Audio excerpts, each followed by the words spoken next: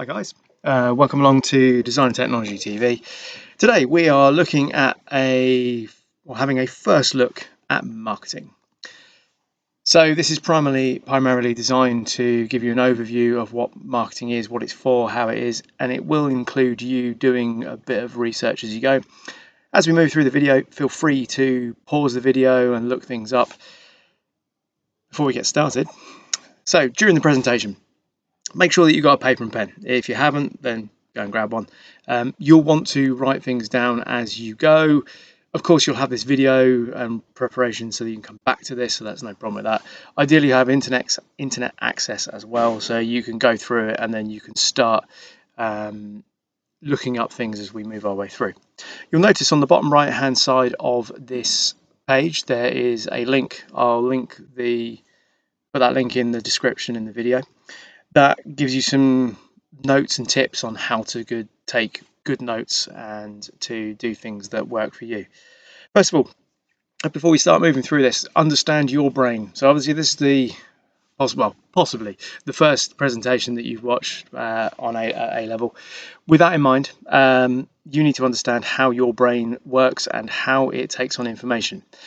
First of all, one of our tendencies as a human being is to be passive. What we do is we stick something like YouTube on, we then switch off and let it play in front of us and take very little in. One of the issues we've got is that as a learner, that means that it goes in one ear and out the other, and you haven't really taken it on board. So as you move through, the whole idea of having the paper and pen is to jot down key notes.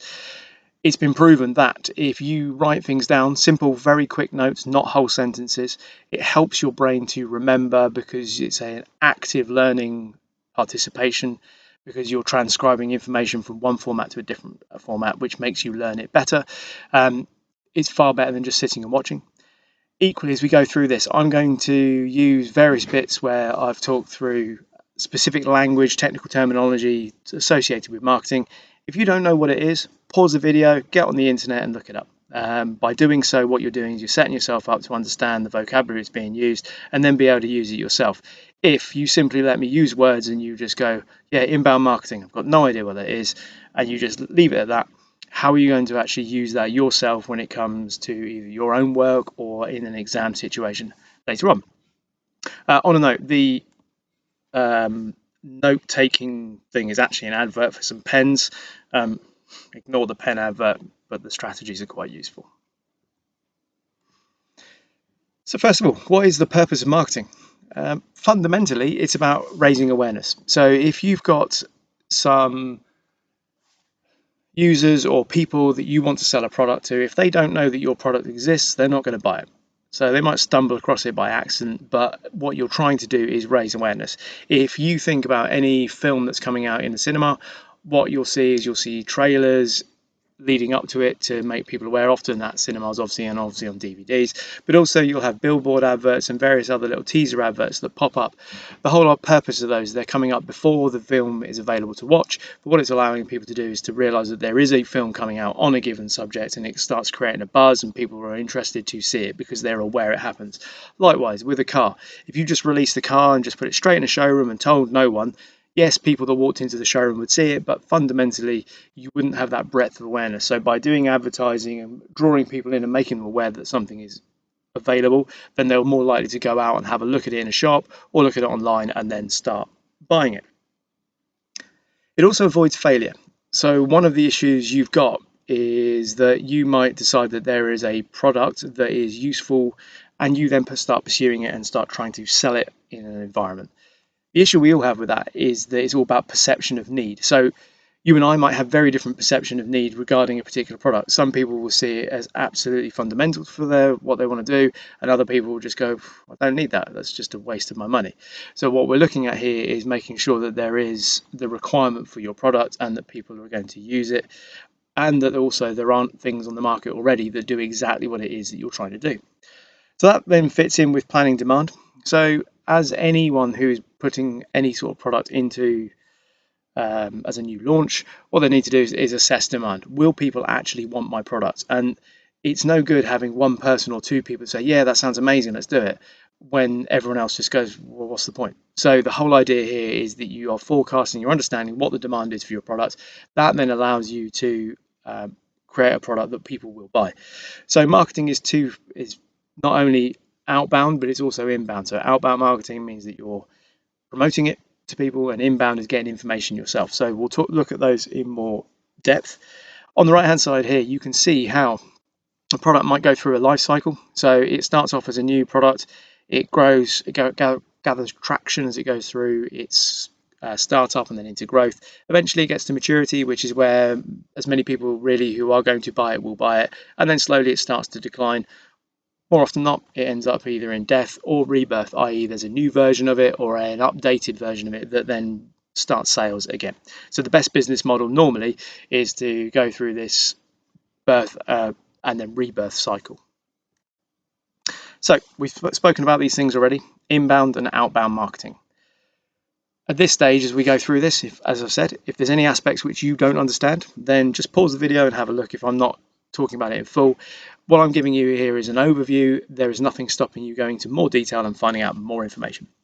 So first of all, inbound marketing, market research fundamentally is getting information from people about the product that you might be selling. So it could be anything, and what you might do is you'll go to place and go, right, what do you think of this particular type of product? Do you think there is a need for X, Y, or Z? Would you want to buy this? How much would you buy? What would you pay? Would it be useful in this situation, etc., etc.? That can then be tailored as market research. So sometimes you'll see people out on the street with clipboards and they'll be asking you information about specific new products or services that they're looking to offer. Quite often, once it gets through the initial marketing stage, you'll then go into focus groups. So what you'll end up is you'll have specific people that will talk about whether the product's any good, and those people are obviously quite often chosen as a random selection, but also sometimes they are chosen because they are specifically interested in a given product. So for instance, in someone that sells cars, what they'll do, like a manufacturer like Mercedes, they'll have focus groups where they have people who are interested in Mercedes cars, they're fans of Mercedes cars, they like those kind of vehicles, and what they'll do is they'll bring them in and they'll show them different concept cars, they'll show them different interiors, different materials, and they'll get their feedback on what they like, what they don't like, the way that they're looking at whether there is a good version or a bad version or how it could be improved.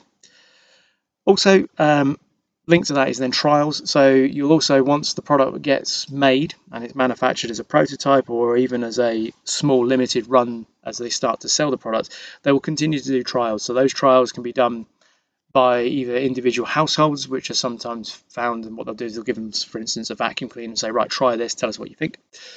Equally, it could also be done by a specialist person, and their job is trialing new products in different situations. So you'll get some people who might be trialing sportswear, and they will use them in a sports situation and give feedback and talk about what's good and bad about them. And that process can happen either at the end of the production process, i.e. once they've got prototypes or actual products in production, or during the design development stages. Other aspects about inbound marketing as well is forecasting, i.e. forecasting how many you're going to sell. So there's no point in making 10 million if you're only going to sell 1 million. So from that point of view, forecasting allows companies to understand where the demand is, how high that demand is, and how they're going to use it. In terms of outbound marketing, quite often, I've already spoken about it, we have teaser adverts, so things that draw customers in, make them aware of the product, get them interested in something.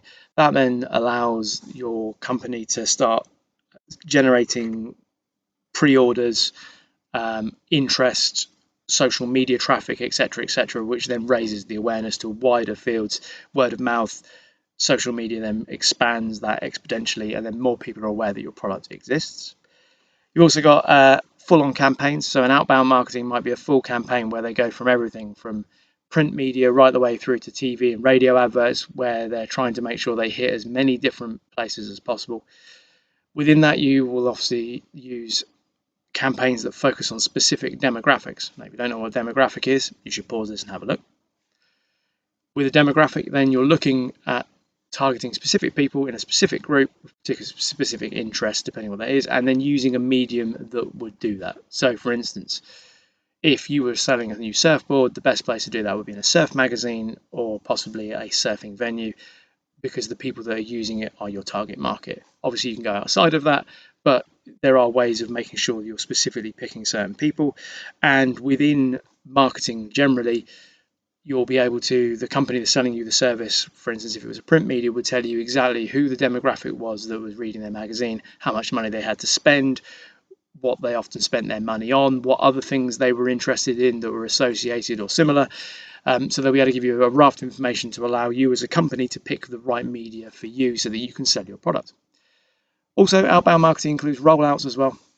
So rolling out the product, this term basically means putting the product into the market so people can buy it. What often will happen is that companies, so let's say Asda, what they'll do is they might get a number of products and they'll pick certain stores in a certain area and in the country, and they'll stock a particular product and see how it sells. If it sells well, then they may well stock up more and try and sell those, or they might expand that rollout to other shops across the country until maybe it's a completely national rollout and then everyone has access to those products. So quite often what companies will do is they'll limit the rollout because obviously they're working out what the demand is, whether they're going to sell, whether they've got their price point right, whether the advertising they're currently using is fit for purpose. Which all links into feasibility analysis. So part of market research is feasibility analysis. Now, if you're looking at Design Technology TV, you'll see there are other videos based on feasibility analysis, particularly if you're an A2 student. So if you're looking at this as part of your marketing introduction, you might want to go back and revisit those videos on feasibility. If you're a first year student, you might want to have a look at the feasibility analysis because it gives you more depth on what that is and how it is used to understand whether a product is a suitable product and whether it's going to make profit overall.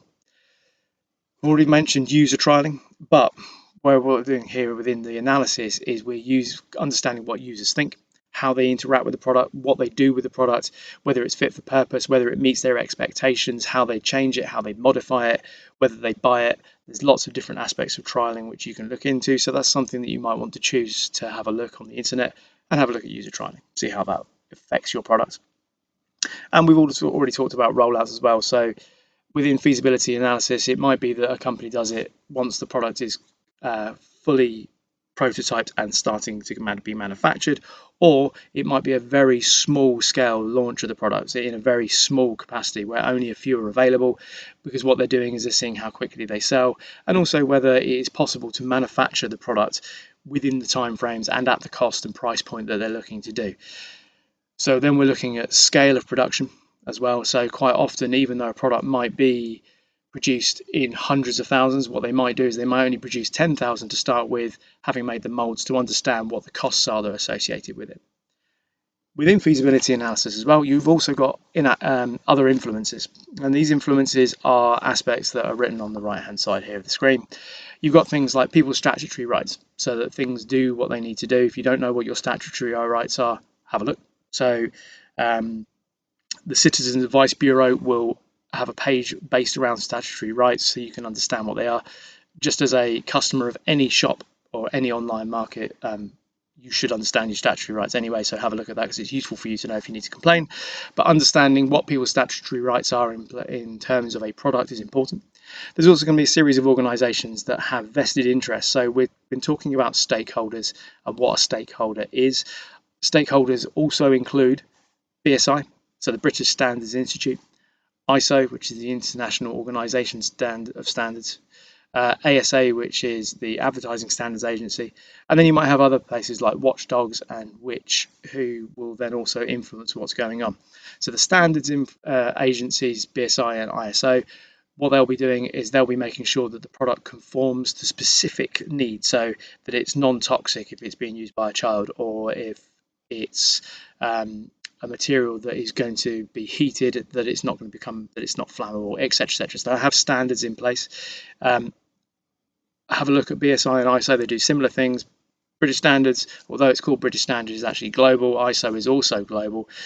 Both of them, they used to be competitive against each other because people that, particularly countries which didn't like the British after colonialisation, where we went rampantly around the world, taking over places using our navy.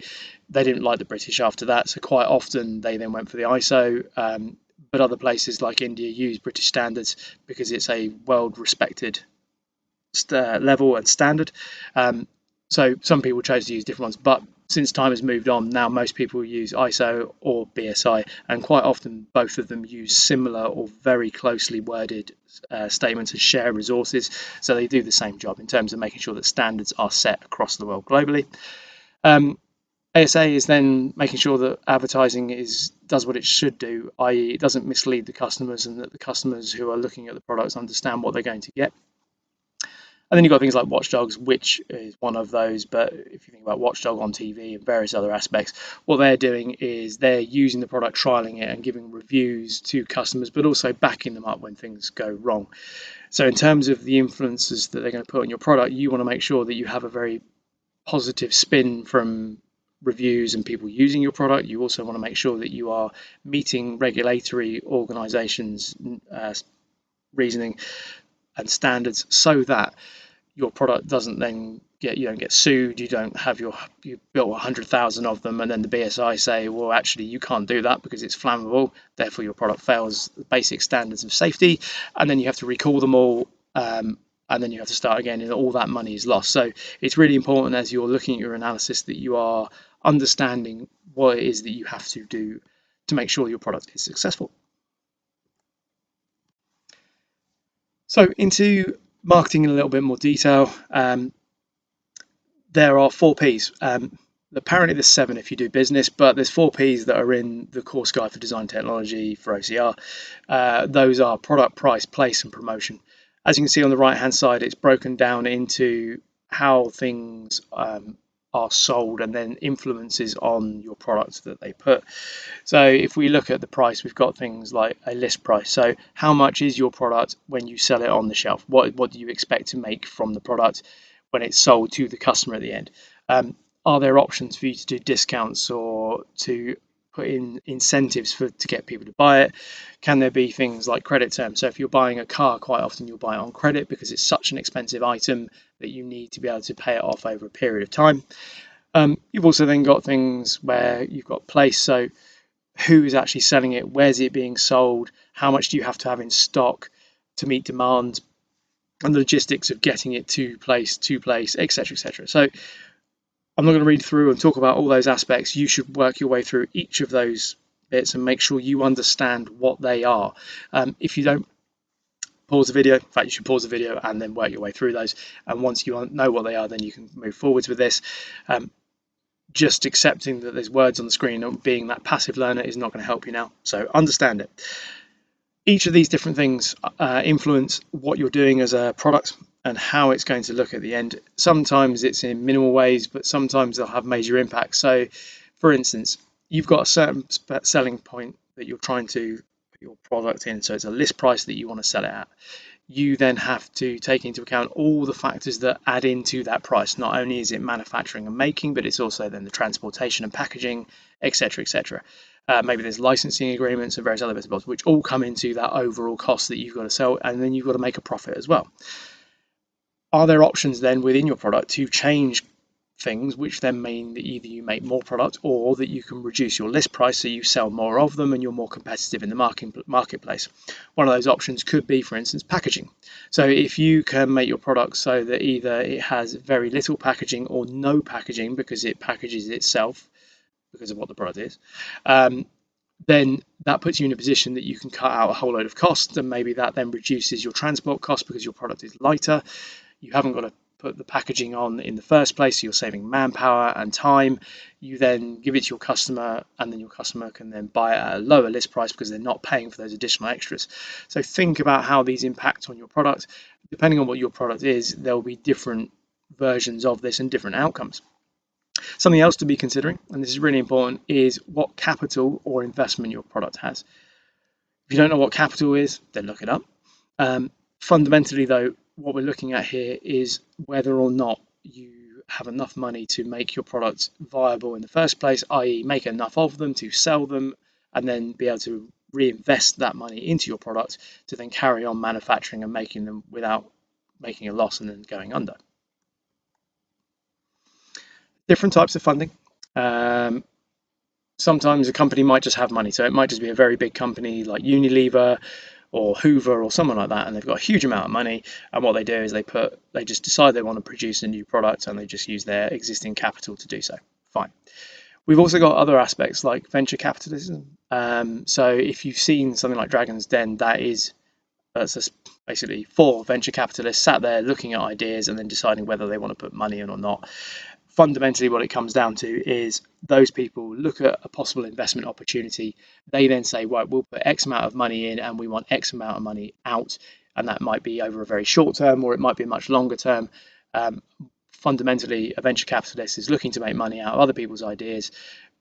What they're doing is by putting their money in, they allow that person to move forwards with their ideas, but they will obviously make money themselves out of it. So if you're not sure what Dragon's Den is, you've been living under a rock, but have a watch of an episode on YouTube or other TV provider. There are other options which are things like crowdfunding. So crowdfunding works from people like you and I putting in a little bit of money into a pot, and then that allows somebody to then manufacture or make things. One example of that is Kickstarter. So right now, if you go to the Kickstarter website, you can see there's a variety of things on Kickstarter that you can buy, and the range of things are huge. What happens is that people put their ideas to Kickstarter, and it's not to Kickstarter themselves, they put them on Kickstarter. Kickstarter then has a format that allows them then to advertise and sell their product. And what they do is they make people aware there is a potential service, and quite often these can be quite niche. A good example of this would be something like a board game, where there isn't a huge amount of people that want to buy a particular board game necessarily, but there is a big fan base of a certain genre. What they can do is they might design a game that's based around this genre, and then they put it on Kickstarter and say, here's this game, this is what it's going to be like, it's going to have these awesome little things, the pieces, and they might do this and that. You want this in your life, and then the people then go, okay, I will put some money in. And then they have different levels of bid on Kickstarter. So it might be that you just put some money in because you fancy seeing it. But what most people do is they'll take a punt and they'll say, right, I'll put some money into this, and with the risk that I might lose all my money if they don't make their minimum amount of money. But if they do, then I will get a version of this product. And quite often companies in this Kickstarter scene, what they'll do is they will have a level where they'll say, right, we'll produce it at 10 grand, but if you give us 11 grand, then you get this free extra piece, and then at 12 grand you get this, and at 20 grand you get this and this extra thing, and then if you put a little bit more, you can have this box in addition as well. And what they do is they get people to put more money in and invest more money into the product so they get a larger outcome at the end. This is really beneficial because it means that things that otherwise wouldn't, like a normal company wouldn't take the risk over, Kickstarter can do it, so people can make products that are quite niche and people don't necessarily think that are going to ever be available, but become available because of it. There's also minimal risk. So if you're putting in 50 quid of your money, you're only putting in 50 quid. It's not lots and lots of money, but everyone's 50 quids together then become the 10,000, the 20,000, whatever the company needs. So it's a good way for a safe and minimal risk to people to do it. Often with investments, whoever's putting the investment in, they want to be sure they're not going to lose their money, or if they are going to lose money, it's not going to be very much. More often not, obviously, a venture capitalist, if they're a good one, will be making money, will be making large amounts of money because they'll pick the right places and the right investments to get the money they need. For you and I, something like Kickstarter, 50 quid isn't probably that much money. We'd rather not lose it, but if we do, it's not the end of the world. Okay, so now what we're doing is we're trying to get you guys to think about how you might bring a product to market. So I've covered some key aspects within this already. What you should be doing now is you should be pausing the video at this stage and you should be going on to Google. As you can see on my Google search on the right hand side, I've typed in the search bringing a product to market, and that's exactly what you should do. And then you should work through some of the key aspects. You'll notice that there's a link that I've clicked on, feature from Shed to Shelf, talking about how to market a product in 5 steps. There's also lots of the top searches will give you a top 10 or top 20 aspects of things to look at and things to do. Lots of those pieces will then you'll see how the things I've already spoken to will fit in within that structure, and it allows you then to understand how you might market a given product from that point forwards. The other option is to look at the course guide. So the course guide is available to you guys if you're at St Brendan's in A10, so feel free to help yourselves to that section. So what we're looking at here, if you're an A2 student, then clearly you don't need to do this, but you might want to do your own version of this for students in the first year. Particularly those of you who are now undertaking the potato peeler project or the vegetable peeler project, and possibly those of you doing the carabiner project. What we're doing here is we're looking at you guys creating a marketing strategy and timeline. What we're looking for you to do is to show how you think your product, i.e. the potato peeler or vegetable peeler, will allow you to go from a small business with a very limited amount of capital and funding to then move forwards into becoming a world market leader and something that is fairly dominant within the kitchenware sphere. Clearly, there's going to be some guesswork, there's going to be some assumptions of how you're going to make money and how you're going to move forwards.